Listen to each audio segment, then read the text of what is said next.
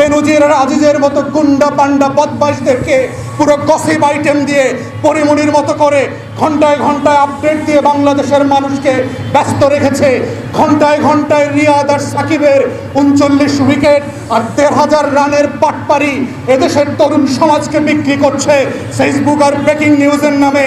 এই বাংলাদেশের খবরের রাজনীতি যদি দেশের জনগণ বুঝতে সক্ষম না হয়, তাহলে বুঝতে হবে এই বেনজির নাটকের মধ্য দিয়ে আরো লক্ষ বেনজিরের গল্প হারিয়ে যাচ্ছে।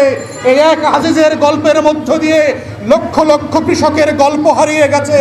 এই এক আনার গুন্ডার গল্পের মধ্য দিয়ে আমার গরিব কৃষক চাষা জেলেদের গল্প হারিয়ে গেছে। এই হারানো গল্পের রাজনীতি হচ্ছে জনমানুষের রাজনীতি। বুঝতে হবে বাংলাদেশ আওয়ামী লীগ কাদের রাজনীতি করে।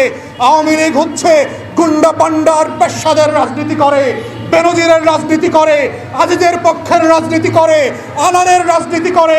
তারা কৃষকের রাজনীতি করে না, রিক্সাওয়ালার রাজনীতি করে না, গরিব মেহনতি মানুষের রাজনীতি করে না।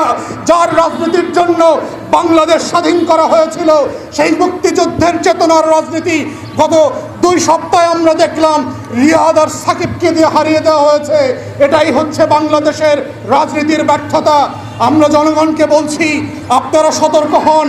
ফেসবুকে সাকিবকে দেখে রিয়াদকে দেখে ব্যস্ত থাকবেন, আনারের মতো গুন্ডা বান্ডার গল্প পড়ে ব্যস্ত থাকবেন, নাকি বেনজির আর আজিজের মতো বদমাইশদের গল্প পড়বেন, নাকি 19 জেলার সেই লক্ষ লক্ষ কৃষক মজুর জেলে আর গরিব মানুষের গল্প পড়বেন?